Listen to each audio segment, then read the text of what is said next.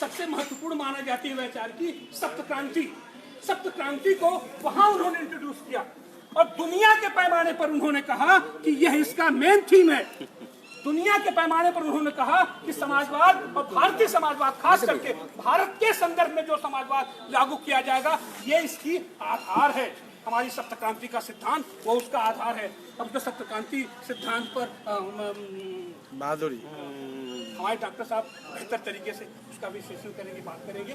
तो इस तरीके से भारतीय संदर्भ में जिस समाजवाद की स्थापना की बात लोहिया कहते हैं, सही माने में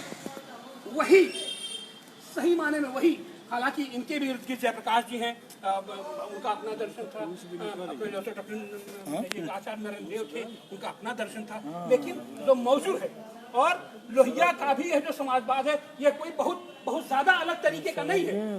जैसे ये जो मार्क्सवाद वाला जो वैज्ञानिक समाजवाद है, वैज्ञानिक समाजवाद में लोकतांत्रिक केंद्रीकरण की बात करते हैं। सिर्फ पर एक आदमी रहता है और वहां पर सत्ता ऊपर से नियंत्रित होती है और नीचे तक नियंत्रित होती चली जाती है, जिसको कहीं न कहीं से तानाशाही, और वो लोग खुद कहते हैं कि हम सर्वहारा की डिक्टेटरशिप का हम समर्थन करते हैं कि सर्वहारा के नेतृत्व में, सर्वहारा जब सत्ता में आएगा तो जो सर्वहारा चाहेगा, जो सर्वहारा करना चाहेगा, सर्वहारा जिस तरीके से सत्ता पर कब्जा करना चाहेगा, वो उसका कब्जा करेगा। क्योंकि उनका कहना है कि अगर जरा सा भी हम चूके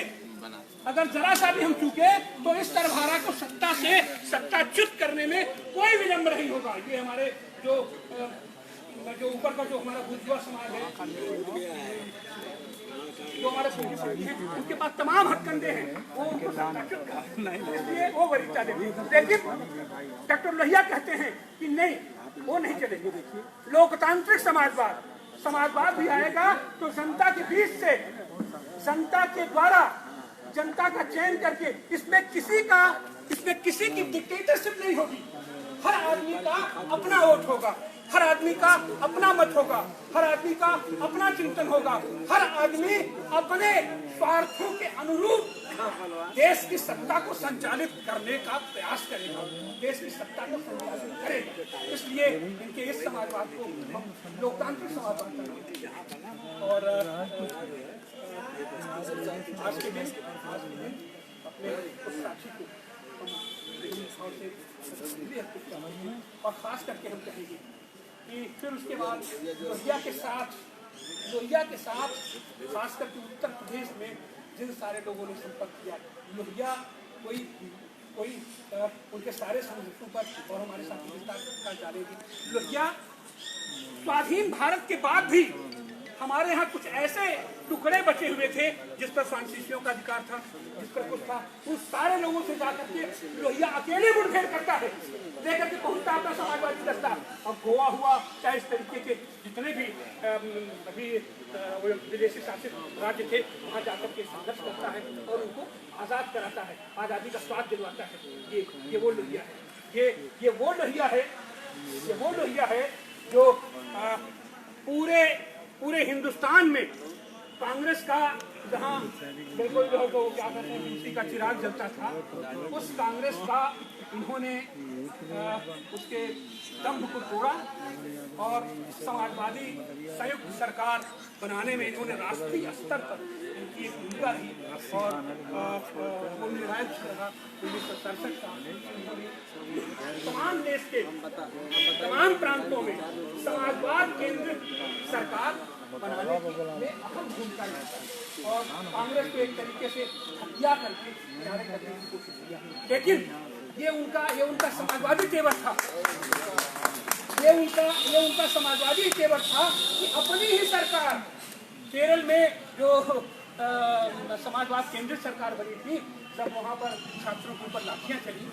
और मजदूरों पर लाठियाँ चली, तो लोहिया पहला आदमी था जो खड़ा हुआ और कहा कि नहीं,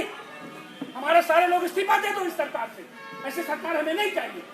जो छात्रों पर, जो विद्यार्थियों पर, जो आम जनता पर लाठी चलावे, ऐसी सरकार हमको नहीं चाहिए। और फिर उस तरीके से तमाम संघर्ष हुआ और उसी कड़ी में हम खास करके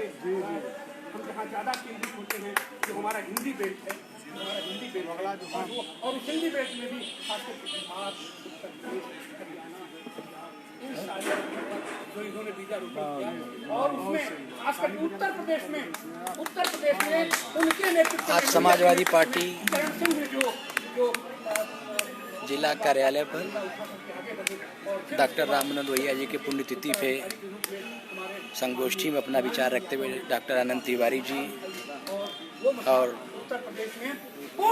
कार्यक्रम में समाजवाद इस संगोष्ठी में केंद्रित पार्टी के बहुमत की सरकार, हमारे नेतागण एक पार्टी की सरकार बनाने का, उसको देने का काम किया हमारे मुलायम सिंह ने। हमको ये कहेंगे आज की तारीख में नागपुरी भाषा में कि अगर भैया वो हम यहाँ पर लेनिन मान सकते हैं तो हमारे ये जो माननीय मुलायम सिंह